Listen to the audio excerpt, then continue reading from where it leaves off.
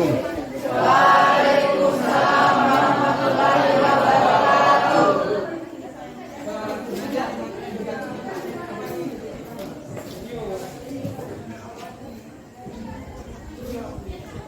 Assalamualaikum warahmatullahi wabarakatuh. Waalaikumsalam warahmatullahi wabarakatuh. Selamat pagi. Pagi, Pak. Bagaimana kabarnya hari ini? Alhamdulillah baik, Pak. Syukur alhamdulillah semua masih diberikan kesehatan oleh Allah Subhanahu wa taala. Dan mengawali pelajaran kita hari ini, saya minta keikhlasannya untuk berdoa. Silakan ketua kelas untuk memimpin doa. Duduk siap. Itu berdiri. Sebelum kita awali mata pelajaran hari ini, maka kita awali dengan berdoa di belajar.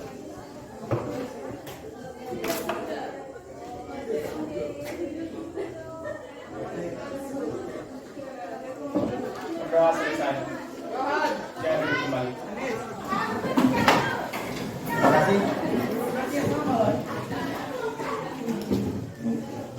Selanjutnya Bapak akan mengabsen anak sekalian.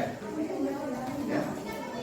Sebelum Bapak absen, saya mau tanya dulu, apakah hari ini ada temanmu yang tidak masuk? Ada. Berapa orang itu? Satu orang. Baik, Bapak akan absen ya. Absen ya. Mari Jana. Muhammad Nur Hidayat,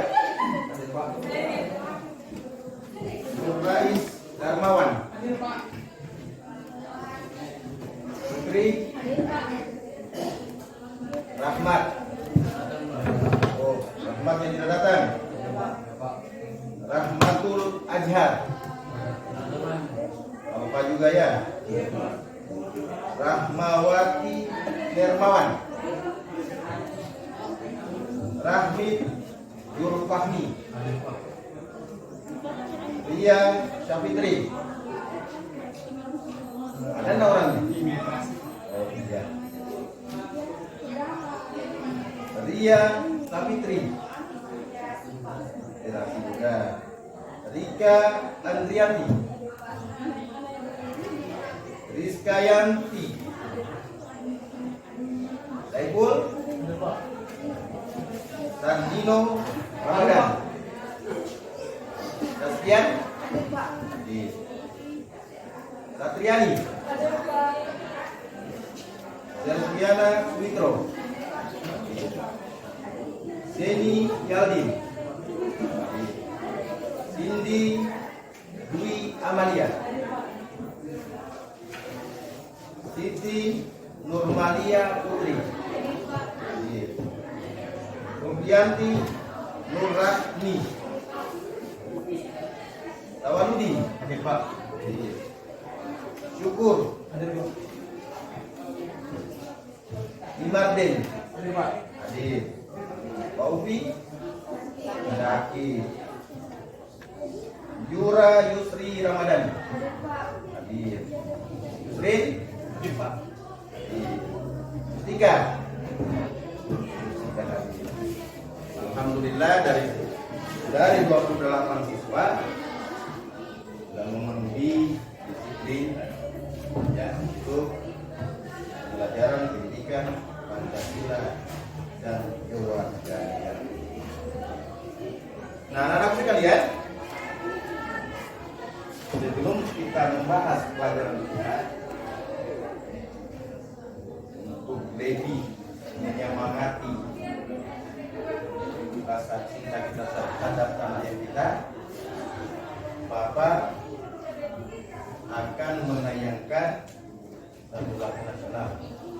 Maka dari itu, saya harapkan kalian sekalian, anak-anak sekalian, silakan berdiri. Kita menyanyikan lagu nasional padamu.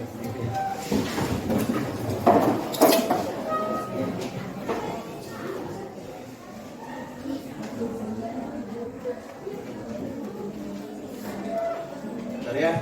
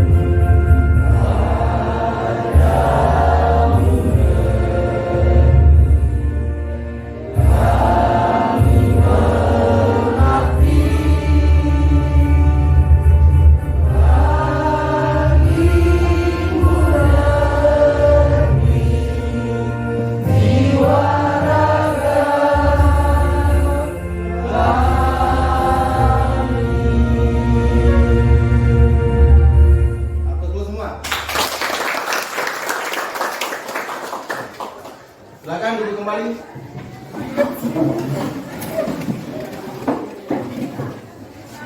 Nah, setelah anak sekalian menyanyikan lagu nasional tadi, di mana di situ itu bisa membuat kita merasa jiwa kita akan terpanggil untuk mencintai bangsa dan negara kita. Nah, selanjutnya Bapak akan masuk pada tujuan pembelajaran hari ini. Ya. Jadi adapun tujuan pembelajaran kita hari ini, ya, setelah mengikuti proses pembelajaran, jadi anak-anak ya.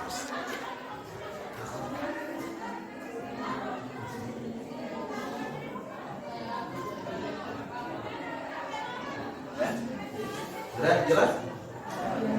Jelas? Jelas, Pak. Jadi adapun tujuan pembelajaran kita untuk pertemuan kali ini, tujuan pembelajaran kita hari ini itu ada 4 komponen. Silakan ketua kelas untuk membacakan tujuan pembelajaran kita yang pertama. Tujuan pembelajaran yang pertama, mengidentifikasi lembaga-lembaga penegak hukum di Indonesia dalam menjamin keadilan dan kedamaian. Ya, betul sekali. Zulfianti, tujuan pembelajaran yang kedua apa? Tujuan pembelajaran yang kedua adalah mengidentifikasi peran lembaga penegak hukum dalam masyarakat untuk menjamin keadilan dan kedamaian. Ya, betul sekali. Silakan selanjutnya. Mengevaluasi dan menunjukkan tentang peran lembaga penegak hukum dalam menjamin keadilan dan kedamaian. Yang terakhir, Yang terakhir adalah menyajikan hasil evaluasi tentang peran lembaga penegak hukum dalam masyarakat untuk menjamin keadilan dan kedamaian. itulah tujuan pembelajaran hari ini yang kita akan laksanakan.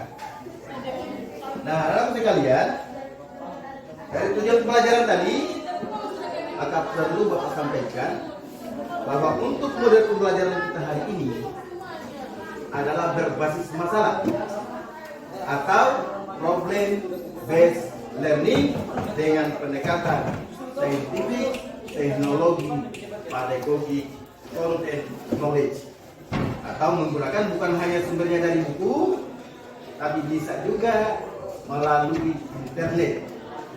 Ya. Itulah model dan pendekatan yang kita akan pelajari hari ini. Nah, selanjutnya Bapak akan menayangkan ya gambar, ya amati gambar, silakan amati gambar, ya cermati betul gambarnya, ya apa yang ada di 3 gambar yang Bapak tayangkan atau yang ada dalam mindset Anda. Silakan amati.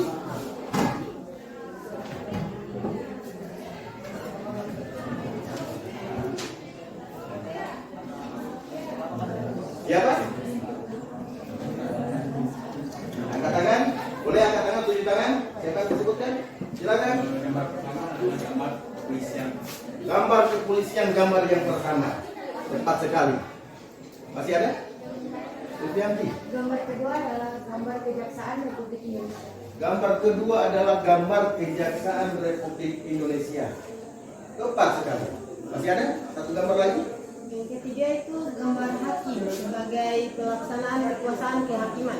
Gambar hakim sebagai pelaksana Kekuasaan kehakiman. Maka berdasarkan gambar dan jawaban dari saudara-saudara tadi atau dari adik-adik saya, dari anak-anak saya, betul sekali. Maka ketiga yang kami sebutkan tadi adalah lembaga-lembaga penegak hukum. Inilah materi yang kita akan pelajari. Ya, inilah materi yang kita akan pelajari nantinya. Ya. Nah, dari itu sekalian, ya.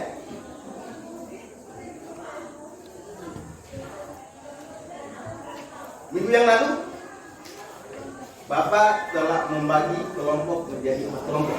Dan sekarang adik sekalian sudah duduk pada tempatnya masing-masing. Maka izinkan Bapak untuk membagikan lembar kerja peserta didik yang nantinya lembar kerja peserta didik ini nanti Bapak tayangkan, kemudian adik-adik sekalian bisa uangkan di dalam lembar kerja peserta didik. KPD ini adalah KPD kelompok. Baik, saya mulai ya. Untuk kelompok 1, ya, karena sudah memilih masalahnya, jadi masalah kelompok 1 itu adalah peran kepolisian. Untuk kelompok 2, sama halnya dengan kelompok 1 pada minggu yang lalu, telah memilih masalahnya yaitu peran Kejaksaan Republik Indonesia. Terus untuk kelompok 3, sama halnya dengan 2 kelompok tadi, telah memilih judul adalah peran hakim, ya, dalam pelaksanaan kekuasaan kehakiman. Nah, untuk kelompok 4, peran advokat dalam penegakan hukum. Silakan. Ya, nah, sebentar nanti Bapak tayangkan dulu gambar, video, kemudian amati gambar itu. Setelah itu apa yang kamu temukan nanti di dalam tayangan video nanti, kamu bisa tuangkan di dalam KPD masing-masing. Jadi memang harus siapkan sumber, belajar beberapa buku, bisa juga nanti sebentar melalui internet. Baik, Bapak akan coba menayangkan gambar. Terima kasih. Sudah menetapkan Frederick Yunadi dan Dr. Bimanes Supardi sebagai tersangka dugaan menghalangi upaya penegakan hukum. Langkah KPK ini jadi peringatan bagi siapapun yang mencoba-coba menghalangi upaya penegakan hukum. Cukup efektifkah langkah ini dan bagaimana upaya hukum yang akan diambil oleh pengacara Frederick Yunadi? Untuk bahasnya sudah hadir di studio ada pengacara dari Frederick Yunadi, Saprianto Reva. Selamat malam, Pak Reva. Assalamualaikum. Waalaikumsalam. Terima kasih sudah ada di Sapa Indonesia Malam, dan ada Koordinator Divisi Monitoring Hukum dan Peradilan ICW, Anarson Yunto. Selamat malam. Selamat. Ya. Saya ke Pak Reva dulu. Pak Reva mau bawa ke ranah etik, mau coba bawa ke sidang etik. Ini untuk, bukankah ada beda umumnya? Etik akan menuju pada pencabutan izin sebagai pengacara, sedangkan ini adalah ranah tindak pidana dalam hal yang disamakan dengan pidana korupsi yang ujungnya adalah penuntutan pidana. Ya, ini kan memang dua hal yang berbeda. Antara etik dan hukum kan dua hal yang berbeda. Tapi juga ada saling mengerti.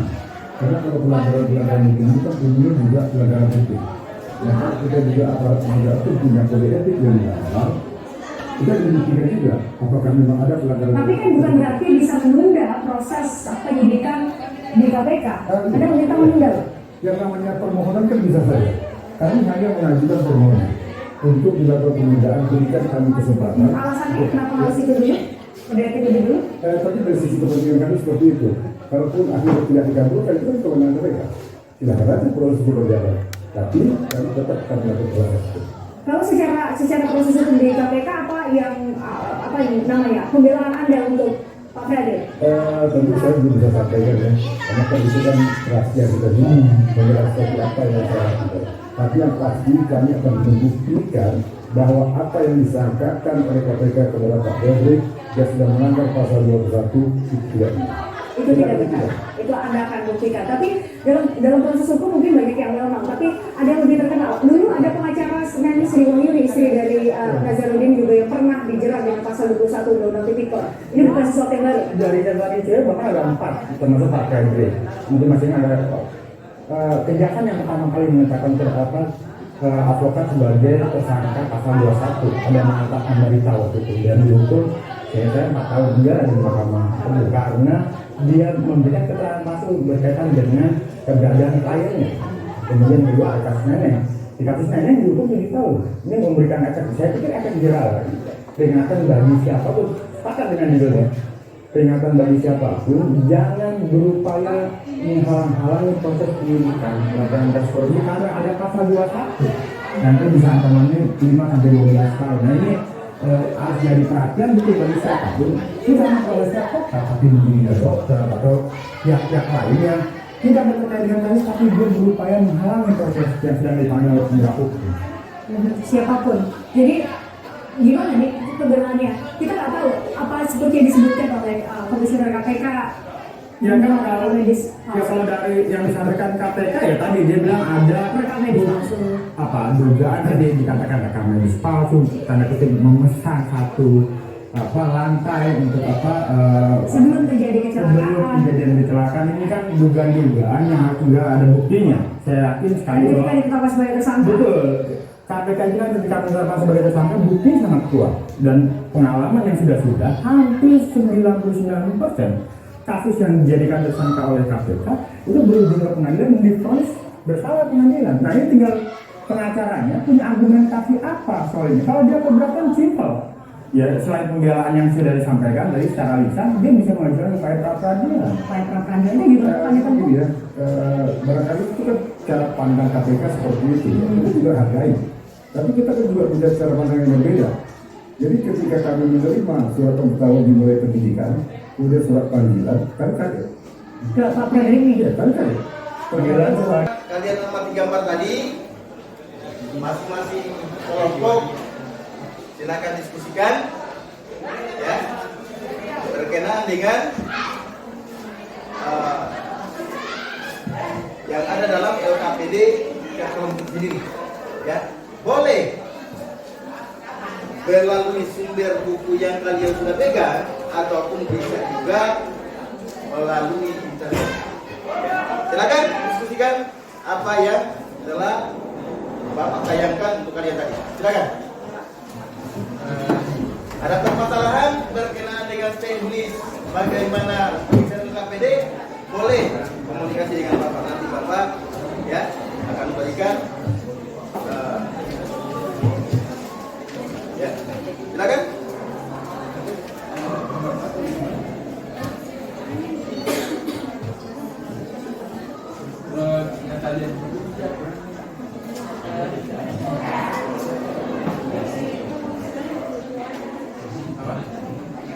Satu bagaimana?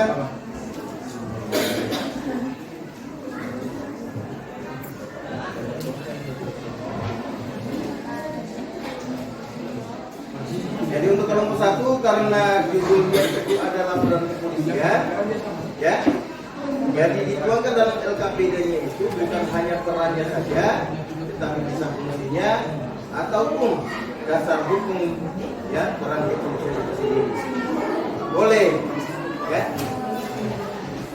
Kelompok dua bagaimana? Secara umum aman. Untuk mengadili perkara kelompok dua dengan tidak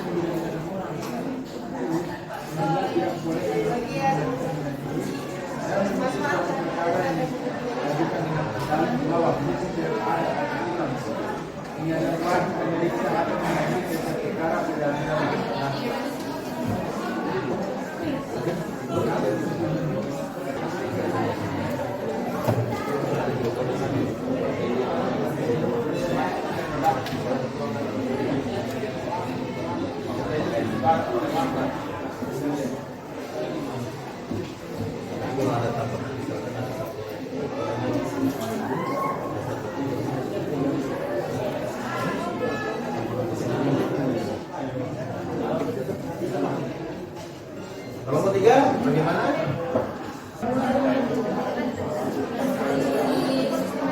Masuk bicara. Ya untuk tambahannya materi itu bisa kalian melalui buku atau ya kawasan kalian lalu bisa. Iya.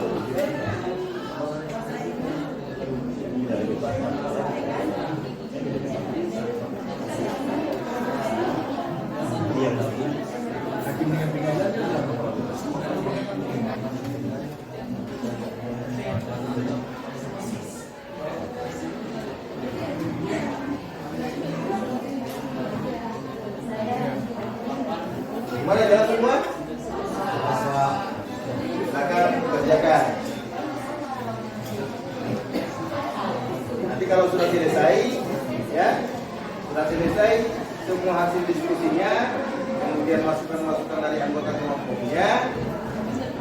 Selanjutnya nanti presentasi. Presentasinya cukup di meja kelompoknya masing-masing atau dalam kelompok. Nanti kelompok yang lain menanggapi. Ya.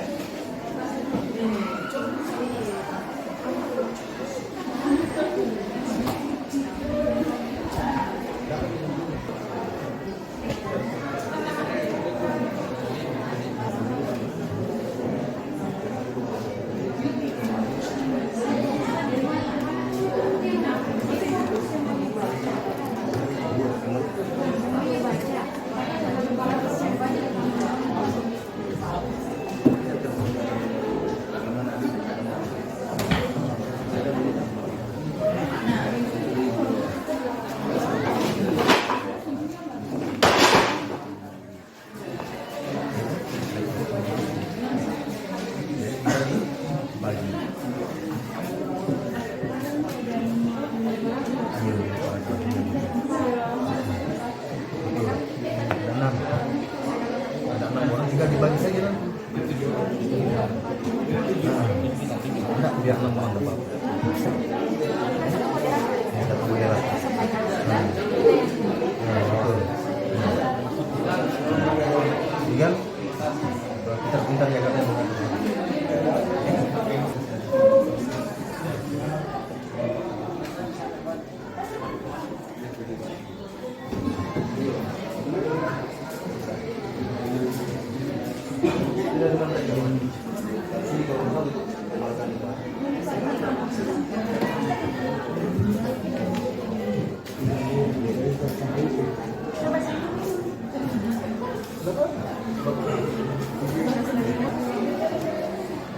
Bisa melalui informasi itu bisa melalui internet yang ya kalau ada paketnya silakan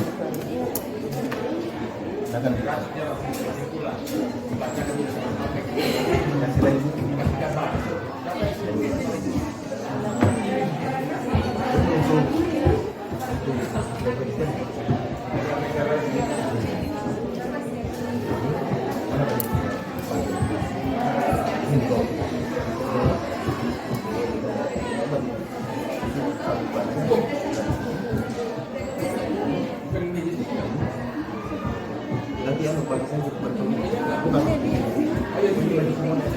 di dalam LKPD itu ada petunjuk umumnya, ya.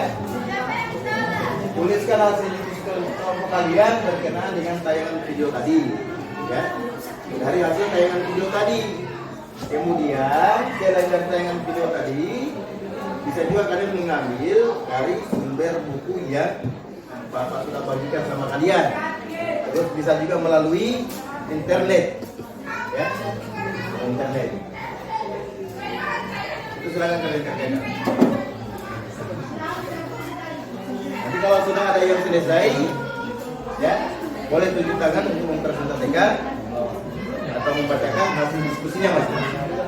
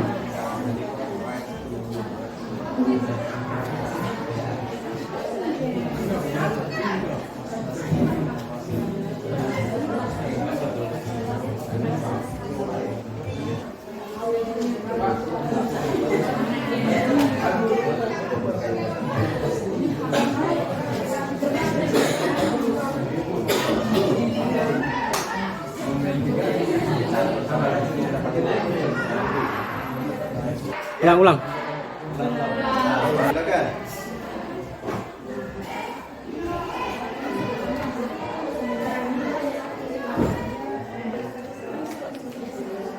perannya hanya satu, tapi menjelaskan keseluruhan. Boleh, tergantung dari bagaimana kalian pahami. Ya, pemahamannya kalian bagaimana. Ya, tentunya harus punya dasar. Dasarnya dari mana? Dari sumber yang kalian dapatkan berupa buku ataupun bisa melalui bukunya. Tinggal kalian kembangkan saja. Begitu. Jelas?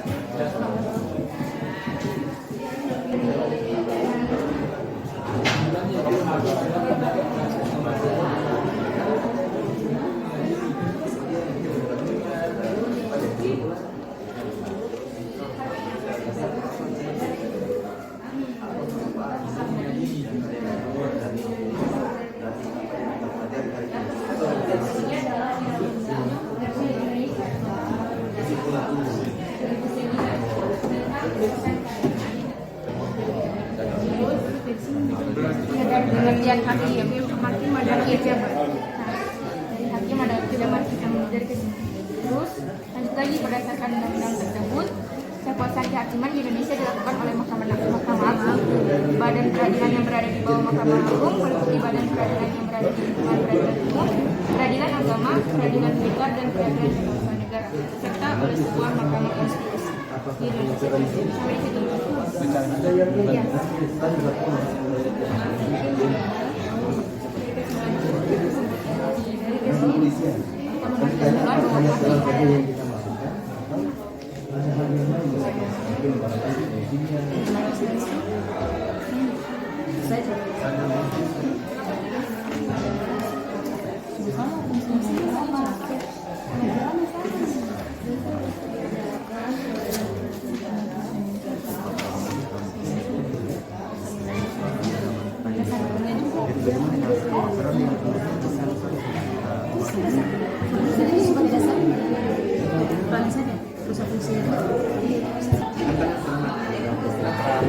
Advokat dalam penegakan hukum.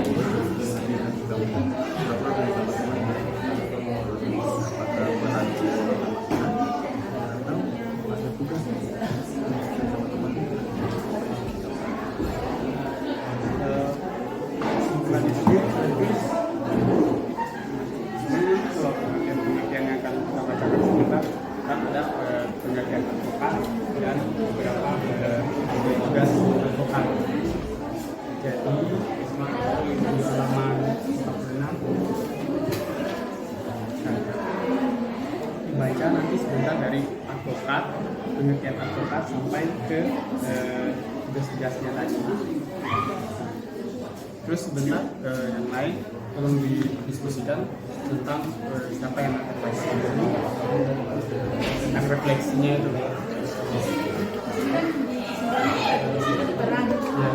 Ada juga hak advokat. Lebih baik. Biasanya pemahamannya karena advokat juga kan punya hak juga.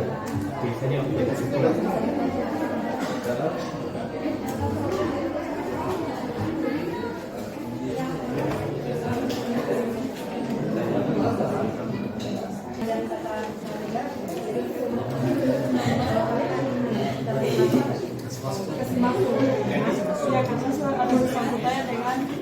Peran kejaksaan dan berarti kalau tidak ada di buku nanti kita cari saja di internet. Kalau begitu kamu cari di internet aja tentang di bidang perdata dan tata usaha negara. Kalau kamu saja dari bidang kejaksaan umum, kamu cari apa itu?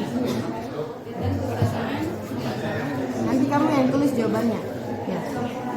Ya, kejaksaan umum, lanjut. Kamu tulis di sini.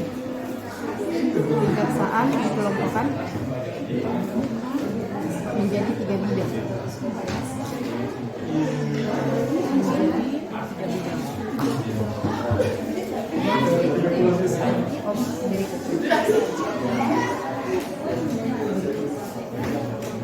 Pertama itu bidang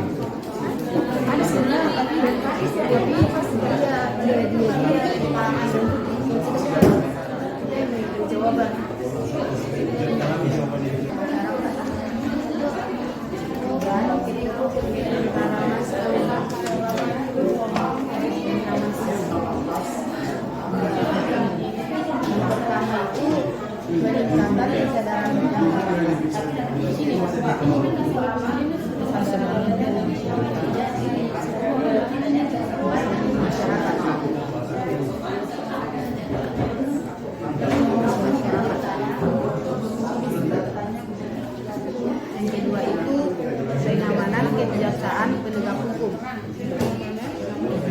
Kebijakan penegak hukum. Penegakan hukum.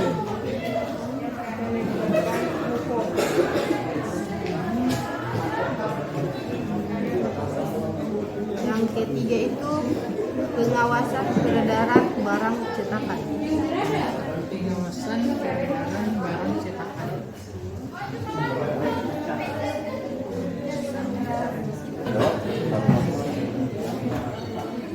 Banyak arah.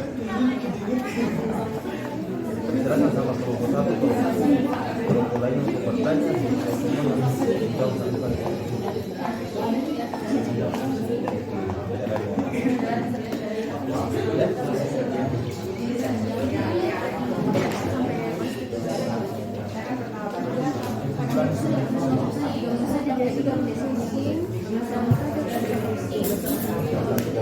Boleh dalam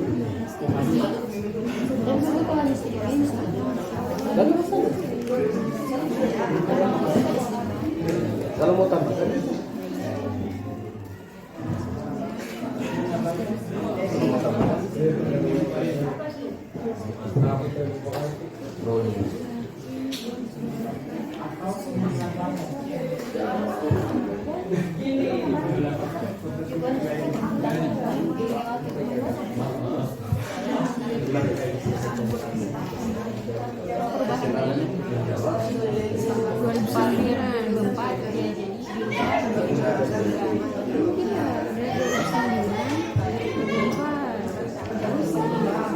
awalnya kan tahun 2004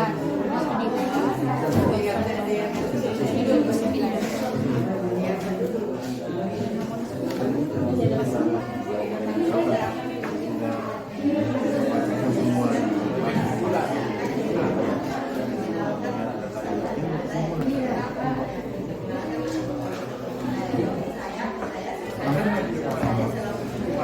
kalau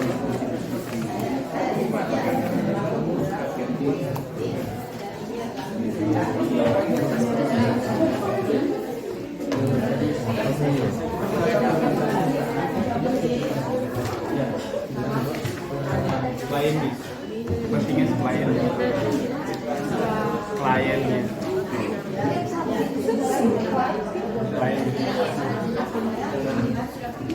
nanti sebentar kalau sudah itu tanya jawab sebentar tentang tanya jawabnya sebentar pas sudah dijawab pertanyaannya kemudian dijawab ditanyakan bisa kalian kita jawab terus untuk itu sebentar kita bisa jawab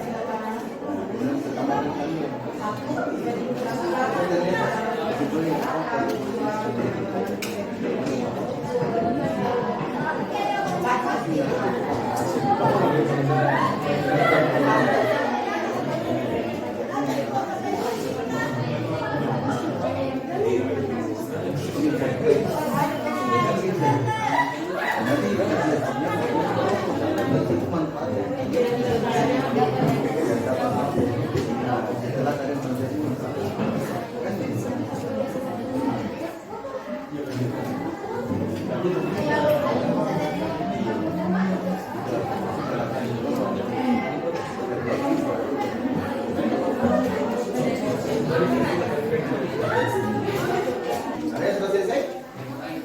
Oh, sedikit lagi, silakan. 15 menit lagi ya? 15 menit lagi, setiap kelompok mempresentasikan hasilnya.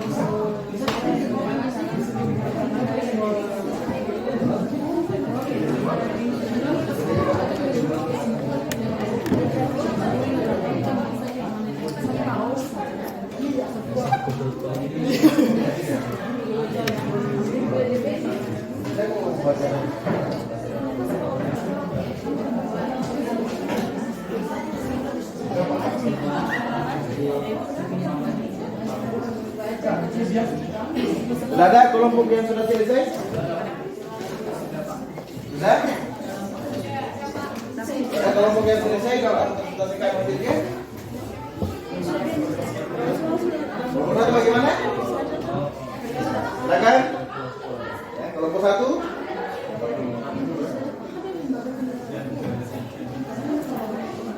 Salam.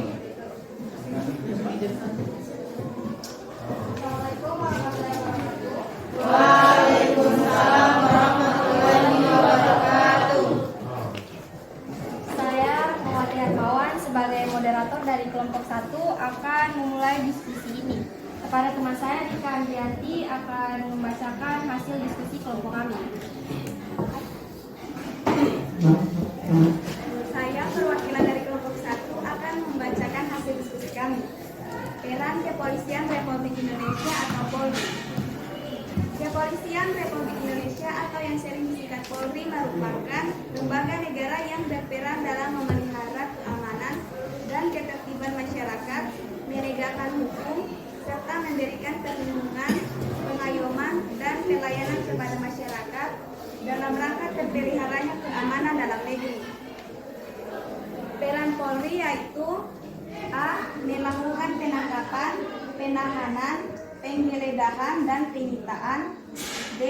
Melarang setiap orang meninggalkan atau memasuki tempat kejadian perkara untuk kepentingan penyidikan. C. Membawa atau menghadapi orang kepada penyidik dalam rangka penyidikan. D. D. Menyuruh berhenti orang yang dicurigai dan menanyakan serta memeriksa tanda pengenal diri. E. Melakukan pemeriksaan dan penyitaan surat. F. Memanggil orang untuk didengar atau diperiksa sebagai tersangka atau saksi. G. Mendatangkan orang ahli yang diperlukan dalam hubungannya dengan pemeriksaan perkara kepada penuntut umum. J. Mengajukan permintaan secara langsung kepada pejabat imigrasi yang berwenang di tempat pemeriksaan imigrasi dalam keadaan mendesak atau mendadak untuk mencegah atau menangkap orang yang disangka melakukan tindak pidana. K. Memberikan petunjuk atau bantuan penyidikan kepada penyidik pegawai negeri sipil serta menerima hasil penyidikan penyidik pegawai negeri sipil untuk diserahkan kepada penuntut umum. Sekian materi diskusi kami. Terima kasih. Terima kasih. Selanjutnya kepada teman-teman kelompok lain, saya persilakan jika ingin memberikan pertanyaan.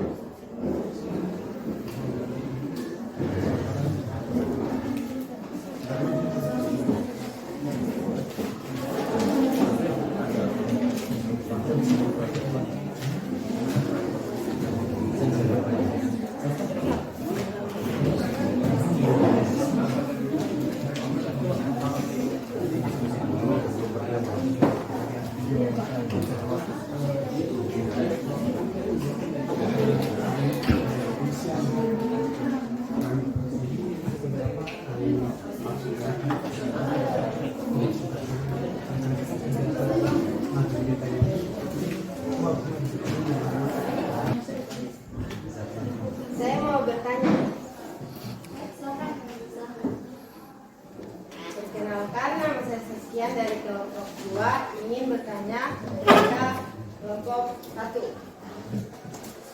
Pertanyaannya, mengapa polisi cenderung menggunakan tindakan represif untuk menyelesaikan masalah? Itu saja pertanyaannya. Terima kasih.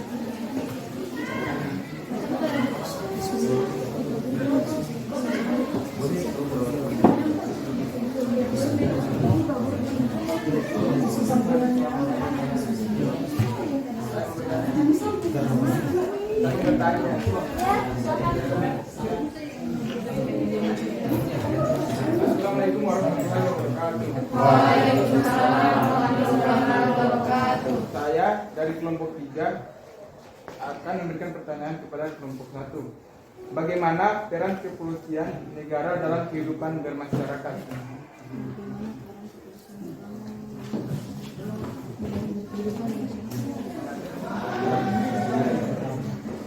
Bagaimana peran kepolisian negara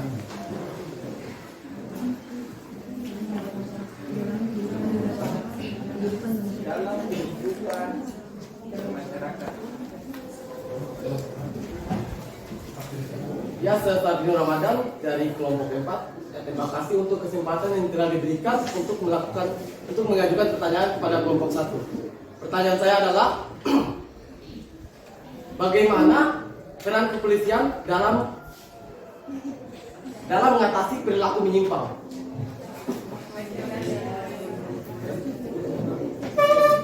Sekian dari saya. Terima kasih.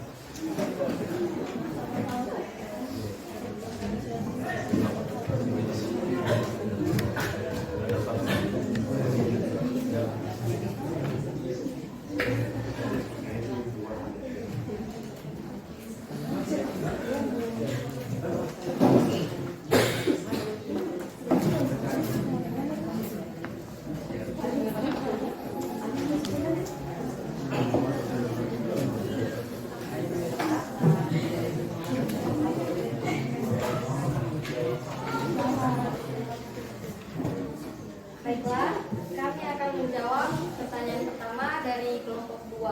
Kepada teman saya, Sinyaldin, saya persilahkan.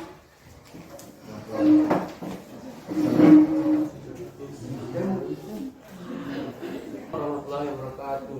Waalaikumsalam warahmatullahi wabarakatuh. perwakilan dari kelompok 1 akan menjawab pertanyaan dari kelompok 2. Pertanyaannya, mengapa polisi cenderung menggunakan tindakan represif untuk menyelesaikan masalah? Jawaban dari kelompok kami adalah: pertama, pola represif dalam menegakkan hukum muncul karena aparat kemudian mengesampingkan hak konstitusional warga dan memendapkan isu keamanan. Misalnya, undang-undang melindungi hak masyarakat untuk melakukan unjuk rasa. Yang kedua, upaya represif adalah upaya yang dilakukan setelah terjadinya kejahatan, tindakan atau upaya hukum. Yang ketiga, upaya represif yang dilakukan adalah dengan melalui penyelidikan, penangkapan, penyidikan hingga sampai pada peradilan yang kemudian diputuskan oleh hakim. Itulah jawaban dari kelompok kami. Mungkin sudah jelas? Ya, jelas. Dihapus dulu.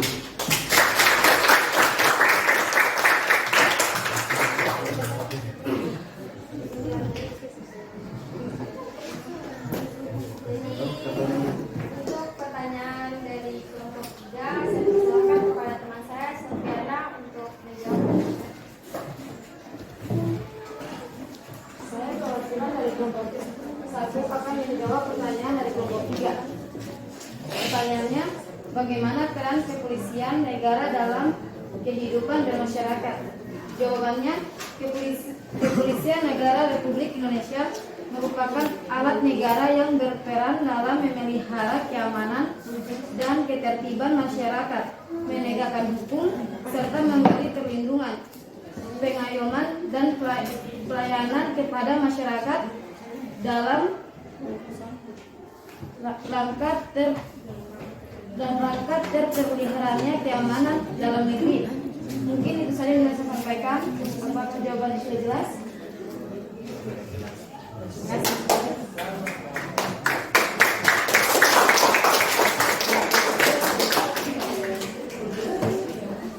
Selanjutnya untuk pertanyaan terakhir dari kelompok 4, saya persilakan teman saya Syukur untuk menjawab pertanyaannya.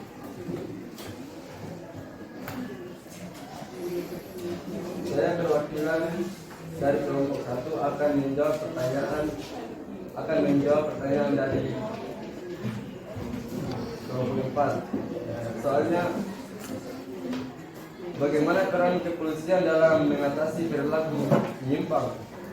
Jawabannya, untuk menjaga keamanan dan ketertiban tersebut, polisi mengendalikan atau mengawasi perilaku masyarakat agar tidak menyimpang atau melanggar norma-norma hukum yang berlaku. Polisi mempunyai wewenang untuk mengungkap dan menahan seseorang yang melanggar hukum.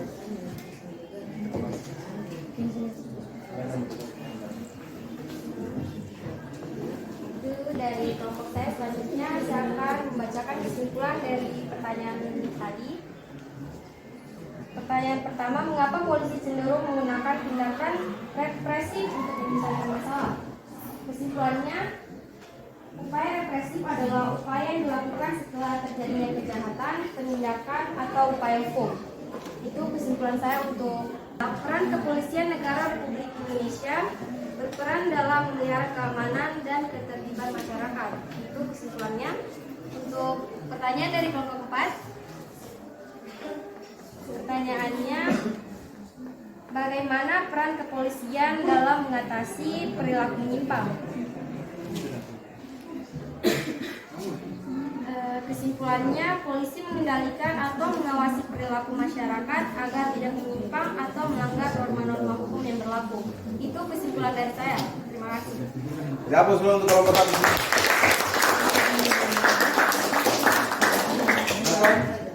1. Kelompok 2 mempresentasikan hasilnya.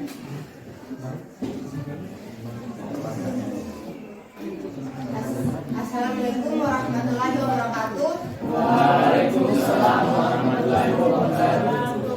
Saya Saskian selaku moderator dari kelompok 2 akan memberi kesempatan kepada teman saya untuk menjelaskan diskusi tentang peran Kejaksaan Republik Indonesia. Untuk Putri. Assalamualaikum warahmatullahi wabarakatuh. Waalaikumsalam warahmatullahi wabarakatuh. Saya mewakili kelompok kedua akan membacakan hasil diskusi kami. Peran Kejaksaan Republik Indonesia. Kejaksaan Republik Indonesia adalah lembaga negara di sidang pengadilan. Pelaku pelanggaran pidana yang akan dituntut adalah yang benar bersalah dan telah memenuhi unsur-unsur tindakan pidana yang disangkakan dengan dudukan oleh barang bukti yang cukup dan didukung oleh 2 orang saksi.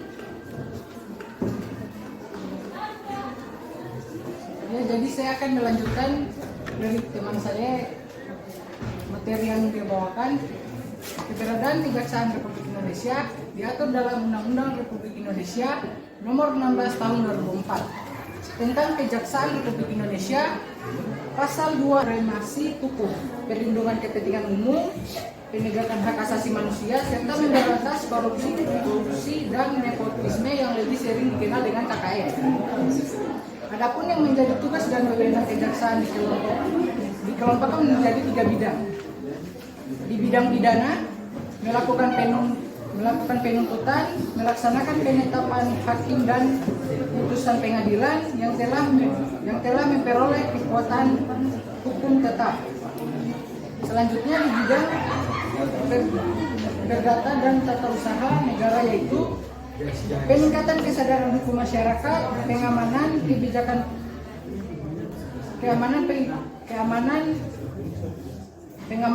penegakan hukum, pengawasan peredaran barang cetakan. Untuk kami, terima kasih.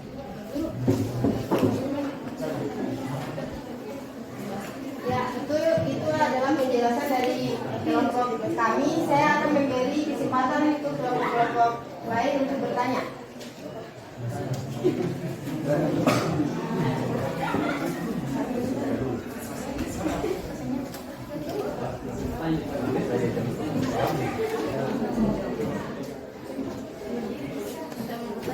Silakan. Pertanyaannya, bagaimana peran kejaksaan dalam perlindungan dan penegakan hukum di Indonesia? Bisa diulang. Bagaimana peran kejaksaan dalam perlindungan dan penegakan hukum di Indonesia? Ya, terima kasih. Ada lagi yang mau bertanya? Saya ingin bertanya. Untuk kelompok keempat, silakan. Oke, pertama-tama terima kasih atas kesempatan yang diberikan kepada kelompok kami untuk mengajukan pertanyaan. Saya ingin bertanya tentang legal opinion. Legal opinion ini kan pendapat, yang berupa pendapat. Dari sumber yang pernah saya baca bahwa legal opinion ini biasa dikeluarkan oleh seorang advokat. Lantas, apakah jaksa juga dapat mengeluarkan legal opinion? Terima kasih. Baik, terima kasih.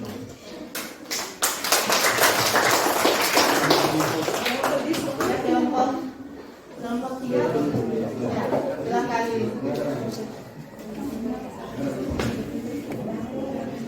Assalamualaikum warahmatullahi wabarakatuh. Waalaikumsalam.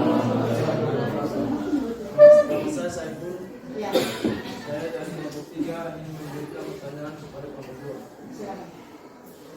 Pertanyaannya adalah, apa saja kewenangan kejaksaan dalam bidang ketertiban dan ketentraman umum? Terima kasih.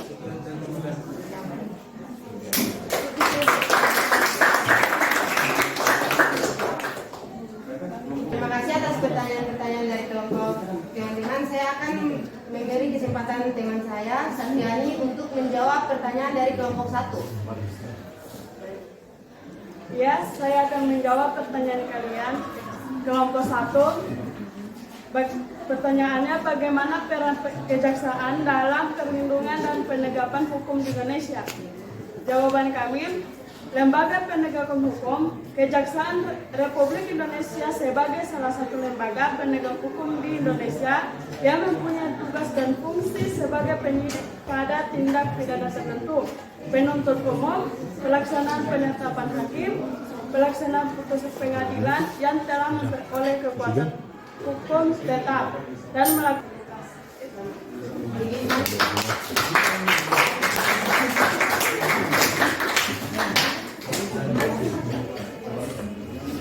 Bagaimana kelompok 1? Apakah sudah jelas jawaban kami? Sudah jelas. Terima kasih. Kemudian saya akan menjawab pertanyaan dari kelompok 3. Silakan teman saya yang bernama Rahmi Julfahmi akan menjawab pertanyaan dari kelompok 3. Saya akan mewakili kelompok 2. Misalkan yang pertama, peningkatan kesadaran hukum masyarakat. Yang kedua, pengamanan kebijakan penegakan hukum. Yang ketiga, pengawasan peredaran barang cetakan.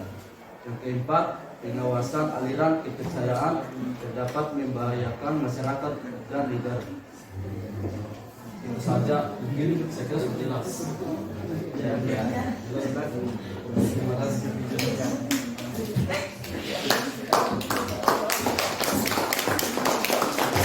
Saya mewakili kelompok 2 akan menjawab pertanyaan dari kelompok 4. Pertanyaannya adalah, apakah jaksa bisa mengeluarkan legal opinion? Jawaban kami adalah, sehubungan dengan pertanyaan kelompok 4, sebenarnya peraturan perundang-undangan tidak menyebutkan secara eksplisit mengenai pemberian legal opinion oleh kejaksaan atau jaksa. Namun, jaksa dimungkinkan untuk memberikan legal opinion kepada masyarakat. Adapun hal ini sebagai bentuk pelayanan hukum kepada masyarakat. Itu saja, terima kasih. Bagaimana kelompok 4? Apakah sudah jelas jawaban kami?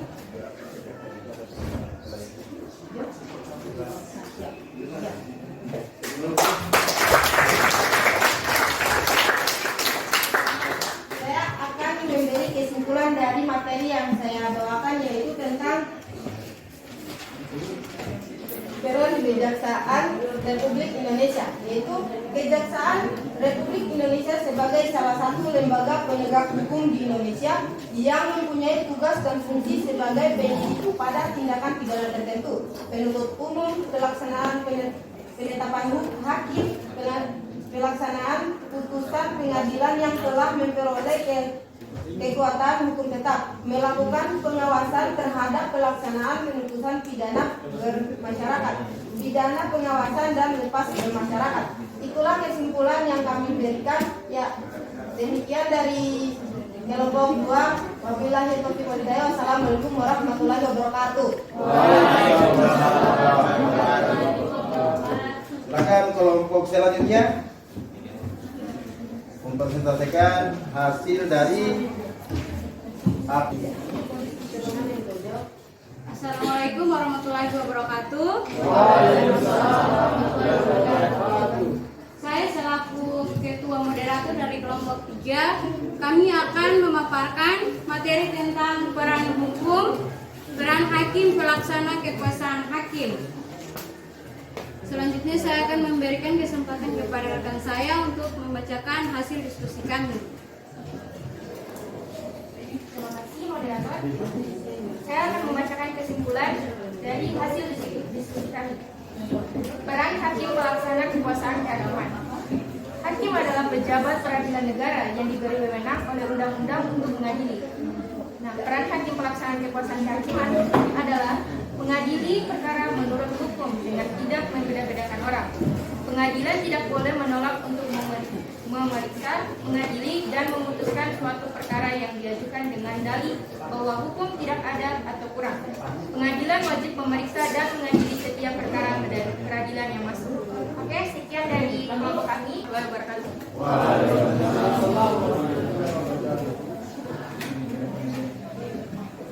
Saya kira itu saja dari hasil diskusi kami. Saya akan memberikan kesempatan kepada kelompok lain untuk bertanya kepada kelompok kami.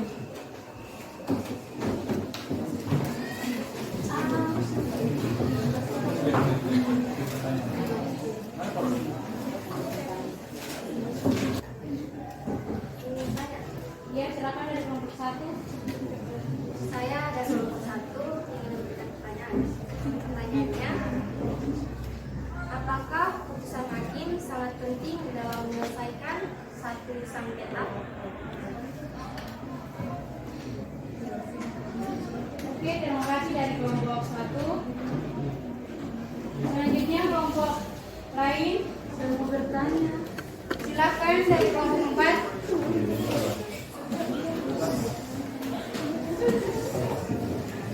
Saya dari kelompok 4 ingin bertanya kepada kelompok 3. Mengapa seorang hakim dalam memimpin dan memutus suatu perkara di persidangan harus bertindak adil? Saya Bisa diulang? mengapa seorang hakim dalam memimpin dan memutus suatu perkara di persidangan harus bertindak adil? Oke. Terima kasih dari kelompok 4. Selanjutnya dari kelompok 2 ingin bertanya? Ya, silakan. Assalamualaikum warahmatullahi wabarakatuh. Waalaikumsalam warahmatullahi wabarakatuh. Saya dari kelompok 2 akan memberikan pertanyaan ke kelompok 3. Pertanyaannya, faktor apa saja yang paling mempengaruhi seorang hakim dalam memutuskan suatu perkara atau masalah? Sekian dari saya. Oke, terima kasih dari kelompok 2. Kasih aku dulu untuk para penanya dulu.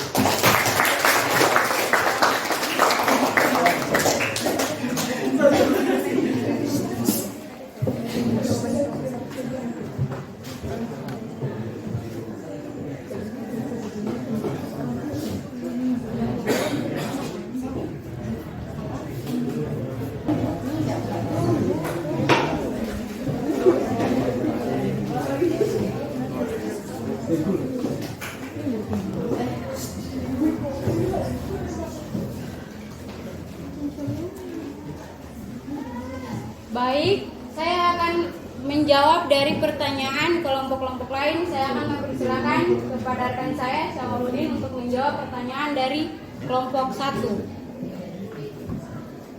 Assalamualaikum warahmatullahi wabarakatuh.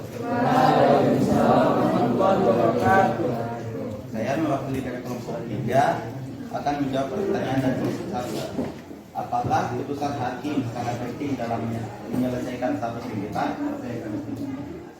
Putusan hakim diperlukan guna memeriksa, menyelesaikan, memutuskan perkara yang diajukan ke pengadilan.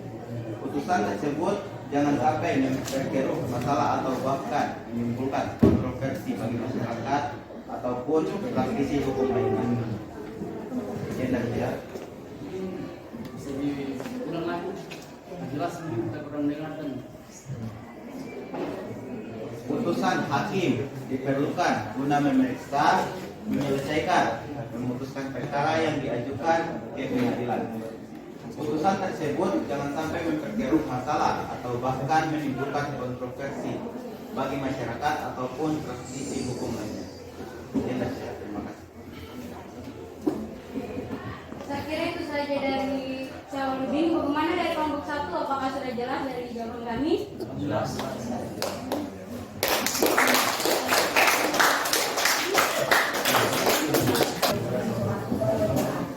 Assalamualaikum warahmatullahi wabarakatuh.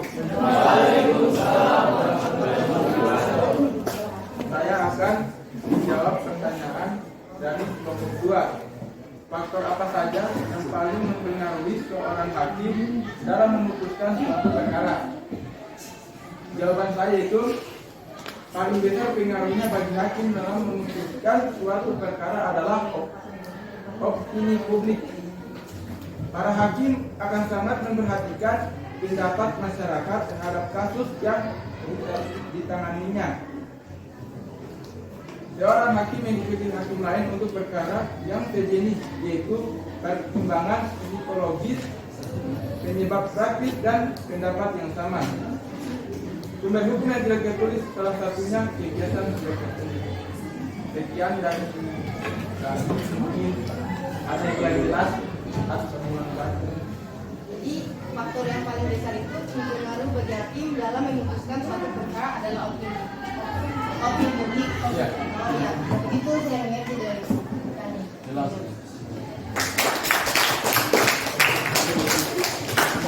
Dan dari kelompok 4, saya akan mempersilakan rekan saya Sofian untuk menjawab pertanyaan dari kelompok 4. Silakan. Mengapa seorang hakim dalam memimpin dan memutus suatu perkara di persidangan harus bertindak adil? Jawabannya karena masalah tidak akan selesai jika hakim tidak adil dalam memimpin dan memutus perkara berdasarkan alat dan barang bukti dan berdasarkan berita acara pemeriksaan atau BAP dari kepolisian. Sekian.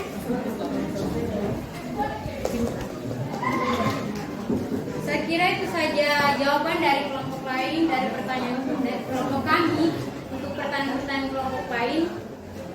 Jadi kesimpulan dari peran hakim pelaksana kekuasaan hakim yaitu lembaga-lembaga tersebut berperan sebagai penegak keadilan dan dibersihkan dari setiap interferensi baik dari lembaga legislatif, eksekutif maupun lembaga lainnya. Sekian dari kelompok lain, sekian dari kelompok kami. Wassalamualaikum warahmatullahi wabarakatuh.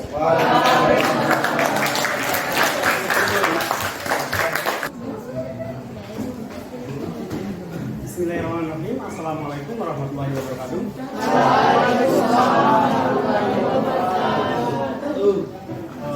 Nama saya Yusrin. Saya sebagai moderator untuk kelompok 4. Nah, kami akan menjelaskan tentang peran advokat dalam penegakan hukum di Indonesia. Terima kasih sebelumnya atas kesempatan yang diberikan. Langsung saja, peran advokat dalam penegakan hukum di Indonesia. Apa sih advokat itu? Advokat adalah orang yang berprofesi memberi jasa hukum baik di dalam maupun di luar pengadilan. Jasa hukum yang diberikan berupa memberikan konsultasi hukum, bantuan hukum, menjalankan kuasa, mewakili, membela, mendampingi, dan melakukan tindakan hukum.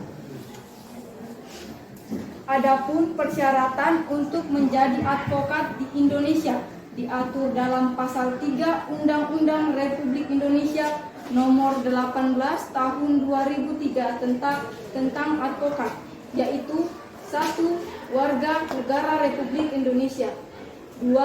Bertempat tinggal di Indonesia, 3. Tidak berstatus sebagai pegawai negeri atau pejabat negara, 4. Berusia sekurang-kurangnya 25 tahun, 5. Berijazah sarjana yang berlatar belakang pendidikan tinggi hukum, 6. Lulus ujian yang diadakan oleh organisasi advokat. Adapun tugas dari advokat secara khusus adalah membuat dan mengajukan gugatan, jawaban, tangkisan, sangkalan, memberi pembuktian, mendesak segera disidangkan atau diputuskannya perkaranya, dan sebagainya. Di samping itu, pengacara bertugas membantu hakim dalam mencari kebenaran dan tidak boleh memutarbalikkan peristiwa demi kepentingan kliennya agar kliennya menang dan bebas. Oleh karena itu, sesuai Undang-Undang Republik Indonesia nomor 18 tahun 2003, seorang advokat mempunyai hak dan kewajiban yang dilindungi undang-undang. Adapun yang menjadi hak advokat adalah sebagai berikut. Advokat, saya kira itu saja. Sekian dari saya. Assalamualaikum warahmatullahi wabarakatuh. Waalaikumsalam warahmatullahi wabarakatuh.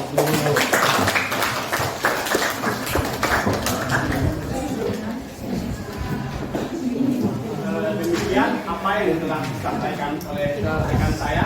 Mungkin dari kelompok-kelompok lain ingin bertanya atau pendapat, persilakan.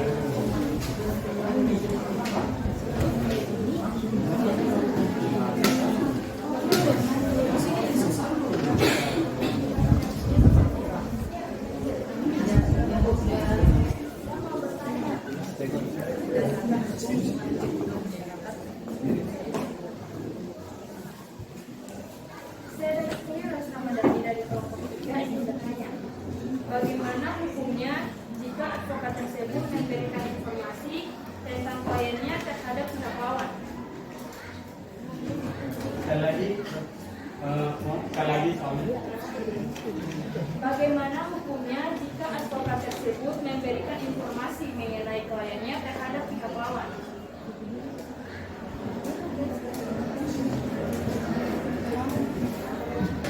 Saya dari kelompok 1 ingin bertanya kepada kelompok 4. Apakah seorang advokat mempunyai kewajiban memberikan hukum secara pro deo? Sekian dan terima kasih. Oke, terima kasih. Mungkin ada lagi yang mau ditambahkan atau ditanyakan? Ya, silakan.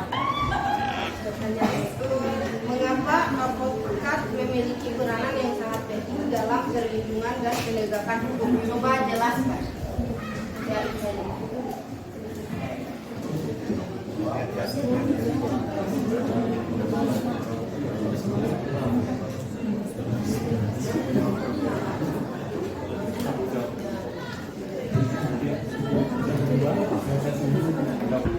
Langsung saja kami akan menjawab pertanyaan-pertanyaan dari teman-teman sekalian.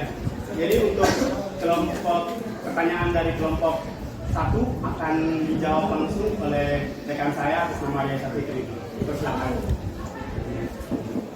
Terima kasih moderator.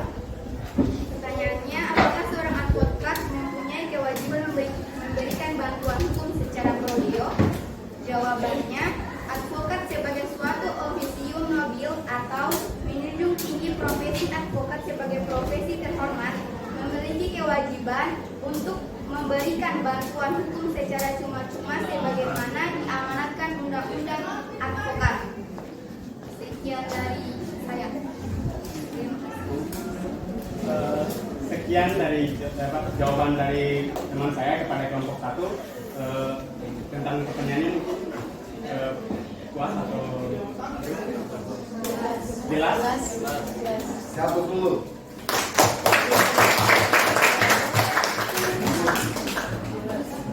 Oke, untuk pertanyaan kedua dari kelompok 2 akan dijawab langsung oleh rekan saya atas nama Muhammad Nur Hidayat kepada saya untuk menjelaskan dan menjawab pertanyaan kelompok 2 tentang mengapa advokat memiliki peranan yang sangat penting dalam perlindungan dan penegakan hukum. Jelaskan. Oke, dan saya akan jelaskan. Advokat itu sebagai seorang penasihat atau yang sering kita dengar dan dituliskan sebagai penasihat. Hukum berperan untuk memastikan bahwa hak-hak seseorang tersangka, terdakwa, dan terpidana tidak dilanggar. Advokat bertindak sebagai penyeimbang terhadap upaya paksa yang diberikan oleh undang-undang kepada penegak hukum. Dan peran advokat ini sangat menjadi penting dan secara garis besar fungsi dan peran advokasi diantaranya adalah untuk memperjuangkan hak asasi manusia sebagai pengawal konstitusi dan hak asasi manusia. Sekian dari saya, itu saja mungkin yang dapat saya jelaskan. Kurangnya mungkin ada yang kurang. Berarti advokat itu bertindak sebagai penyeimbangan. Iya. Ya. Mungkin apakah itu cukup? Mungkin ada yang ditambahkan. Sekian dari saya, terima kasih.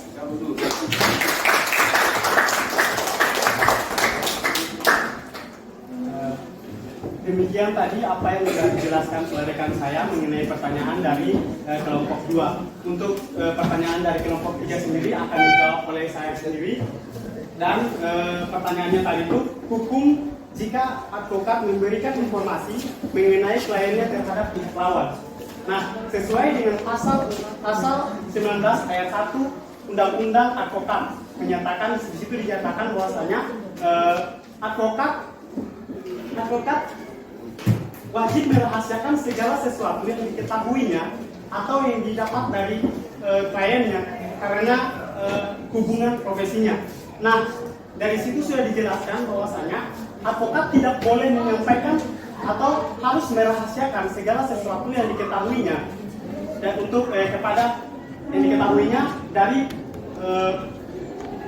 kliennya terhadap pihak lawan.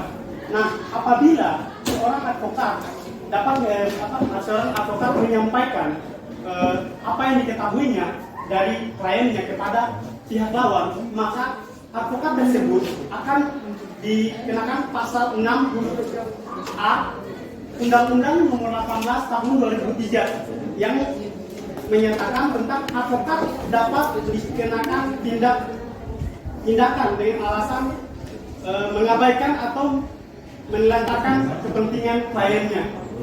Nah, itu saja jawabannya. Nah, untuk kesimpulannya dari pertanyaan-pertanyaan ini akan dijelaskan langsung oleh rekan saya juga, yaitu Muhammad Hidayat. Untuk dipersilakan. Terima kasih atas kesempatan yang diberikan kepada saya. Jadi kesimpulan itu adalah, adapun peran advokat secara khusus adalah membuat dan mengajukan gugatan, jawaban, tangkisan, sangkalan, dan memberi pembuktian mendesak segera disidangkan atau diputuskan perkaranya dan sebagainya. Advokat juga bertindak sebagai penyeimbang terhadap upaya paksa yang diberikan oleh undang-undang kepada penegak hukum. Adapun yang menjadi hak advokat adalah sebagai berikut. 1. Advokat bebas mengeluarkan pendapat atau pernyataan dalam mungkin dari kami. Mungkin itu saja. Sekian dari kami. Wassalamualaikum warahmatullahi wabarakatuh. Waalaikumsalam.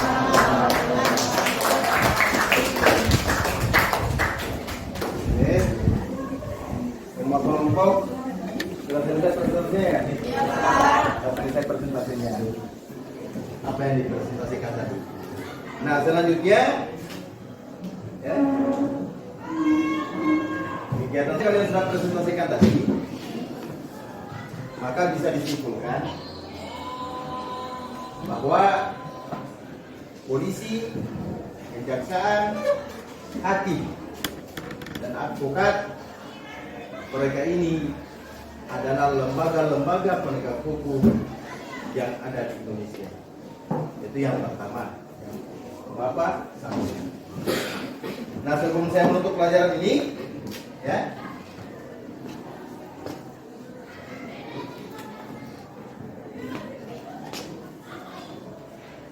sebelum Bapak menutup pelajaran ini, apa yang bisa kalian simpulkan? Silakan. Siapa bisa simpulkan dari materi kita ini? Novian, silakan. Dari materi yang kita pelajari ini, dapat saya simpulkan bahwa polisi, kejaksaan, hakim, dan advokat merupakan lembaga-lembaga penegakan hukum dalam menjamin keadilan dan kedamaian Republik Indonesia.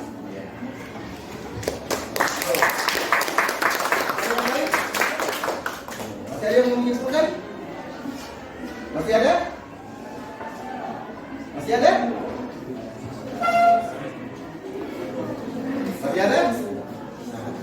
Oke, jadi kesimpulannya bahwa kepolisian, jaksa, dan hakim, ya, kemudian advokat adalah lembaga penegak hukum yang sangat besar perannya dalam penegakan hukum, dalam menjamin keadilan dan kedamaian Republik Indonesia, baik di lingkungan berbangsa dan bernegara, di lingkungan masyarakat, ya, kemudian di lingkungan sekolah maupun di lingkungan keluarga. Itulah kesimpulan yang dapat. Nah, dari pembelajaran kita tadi, manfaat apa yang bisa kalian ambil dari materi kita ini?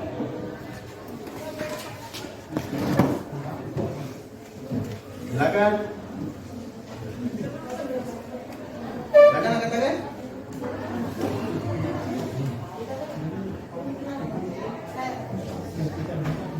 Setiap warga negara Indonesia memiliki harapan tersendiri terkait penegakan hukum yang memberikan perlindungan bagi setiap individu pada tataran konsep dan teori. Penegak hukum yang memberikan perlindungan bagi setiap individu merupakan hal ideal dan sifat wajib untuk dilaksanakan. Namun, pada tataran penerapan hukum belum cukup melindungi masyarakat pencari keadilan, justiciable, terutama yang berkaitan dengan keadilan, kepastian hukum, kesetaraan di hadapan hukum, dan pemenuhan hak asasinya. Kondisi penegak hukum di Indonesia secara umum dapat diibaratkan sebagai benang kusut yang disebabkan judicial corruption yang telah membudaya dan pola pikir aparat penegak hukum terkait hak asasi manusia yang harus dilepaskan dari kultur lama.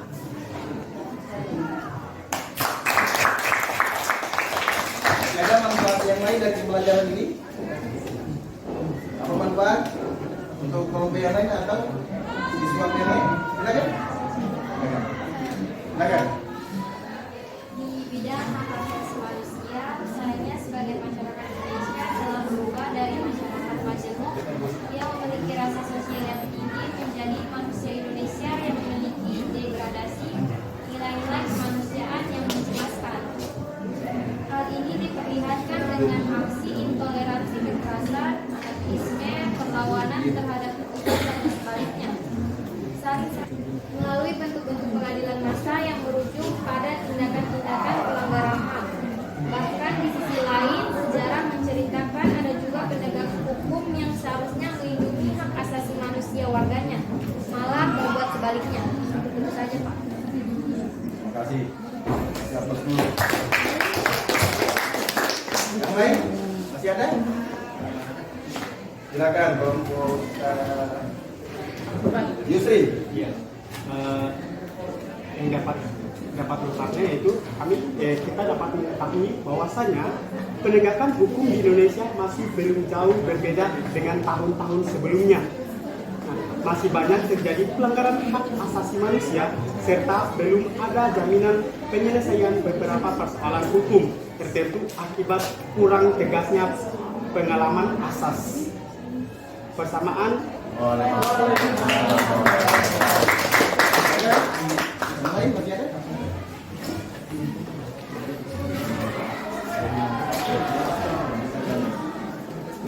Jadi manfaat refleksi yang kami dapat yaitu terkait substansi hukum, penyusunan dan pembentukan undang-undang dan perkembangan hukum, kebiasaan harus serasi dengan kebutuhan masyarakat, harus objektif dan tidak mendiskriminasi. Sistem hukum yang baik akan memaksa aparat penegak hukum untuk bekerja dengan jujur, efektif, dan efisien, yang pada akhirnya akan mencerminkan penegakan hukum yang berkualitas pula. Kinerja aparat penegak hukum yang baik akan menjadi teladan bagi masyarakat. Contohnya dapat berupa sosialisasi atau peman, kepastian hukum, toleransi, menolak keserakahan, dan sebagainya.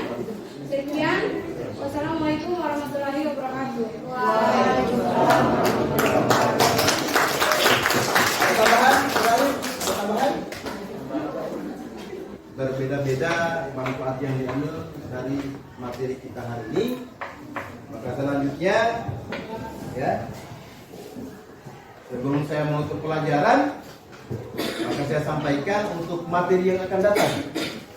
Jadi materi yang akan datang itu kita akan masuk atau kita akan membahas berkenaan dengan dinamika pelanggaran hukum di Indonesia. Sekali lagi, materi yang akan datang kita akan membahas dinamika pelanggaran hukum di Indonesia. Ya. Jadi ini masih satu pokok bahasan dengan materi hari ini. Untuk itu silakan. Silakan. Duduk siap.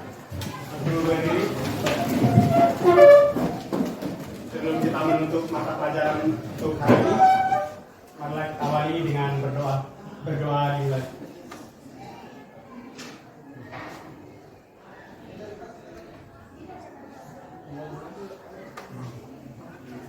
Berdoa selesai, mengucapkan terima kasih. Terima kasih Pak Guru. Terima kasihnya sami-sami. Demikian pertemuan hari ini, semoga membawa manfaat, tetap semangat dan jangan berhenti dengan materi tersebut dari berbagai sumber yang ada. Assalamualaikum warahmatullahi wabarakatuh. Waalaikumsalam warahmatullahi wabarakatuh.